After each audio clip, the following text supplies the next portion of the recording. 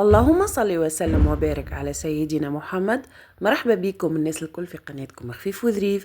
اليوم رجعت لكم فيديو جديد ووصفة جديدة باش نعملوا مع بعضنا وصفة البروكيز بطريقة سهلة، اللي هي الكيكة تبدأ النص خليط براونيز والنص الاخر خليط كوكيز، ولكن احنا باش نعملوها سهلة وبخليط واحد.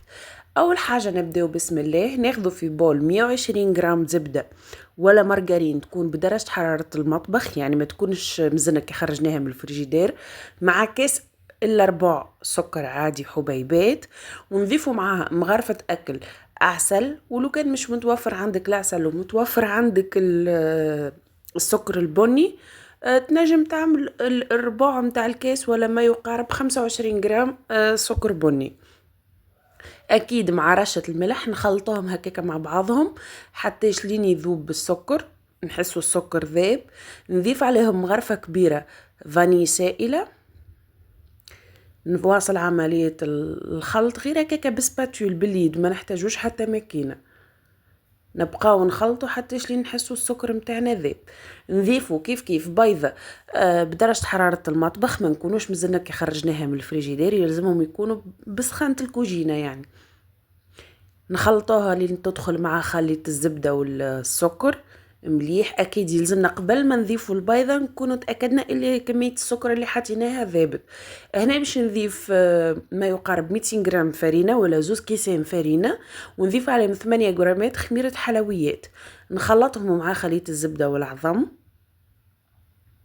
حتى لين تتشكل عندنا عجينة. هنا حسيتها ناقصة شوي باش نضيف لها 50 جرام فرينة.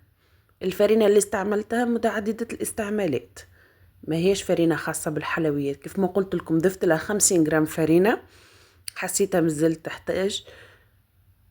نخلطهم مع بعضهم.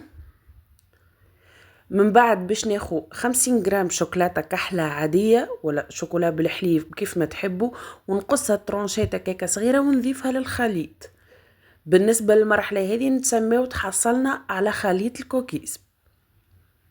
نجيبوا حاجة نقسموا الخليط، يلزم الخليط يكون بالقوام هكاكا تري ولكن ما يتلصقلناش في اليدين.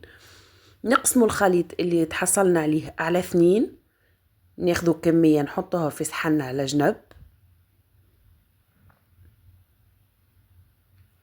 من الأحسن نقسموها قد الخليط، يعني كيف الكمية اللي نخليوها في الصحفة كيف اللي نحيوها على جنب. من بعد باش ناخو معون آخر، ناخو مغرفتين أكل كاكاو مر ولا كاكاو خام، يعني كاكاو غير محلى، ما هوش الشوكولين اللي نحطوه في الحليب، ونضيفوا عليه ربع كاس ماء سخون، ما هوش بارد، ربع كاس ماء سخون. نخلطوا ولا نذوبوا الكاكاو في الماء مليح مليح.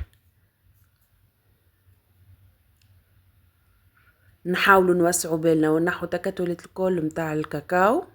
من بعد نجيبوا نصف الخليط متاع العجينة ونضيفوا عليها الخليط متاع الكاكاو والماء،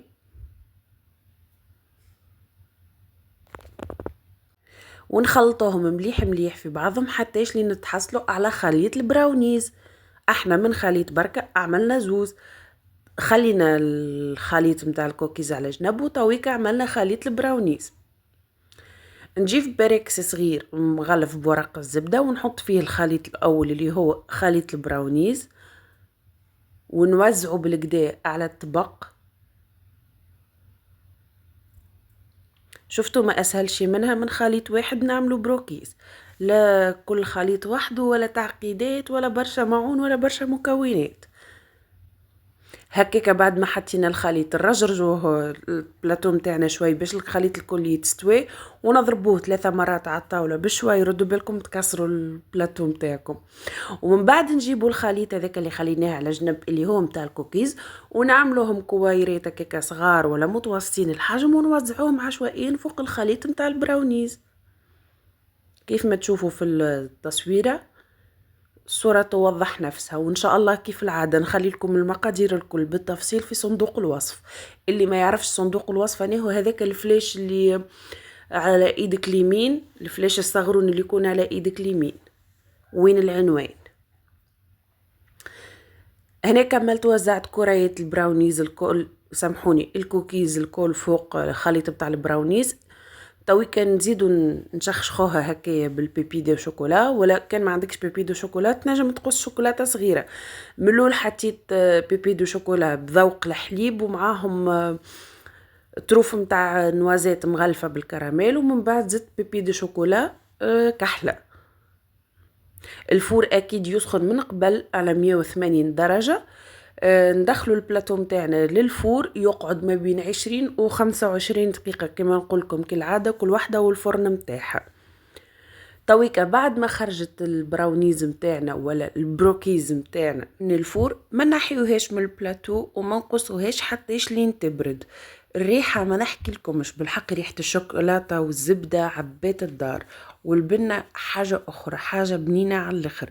صدقوني ما باتتش في ليلتها، ما شاء الله تنسفت من البنة متاعها. ولو كان تحبوا تضاعفوا الكمية ولا تعملوا بلاتو مع أكبر، أكيد تضاعفوا كمية المكونات الكل. هنا بعد ما بردت قصيتها ما شاء الله منظر وبنة. وهذه وصفتنا كانت لليوم، إن شاء الله تجربوها وتعجبكم، والسلام عليكم ورحمة الله وبركاته.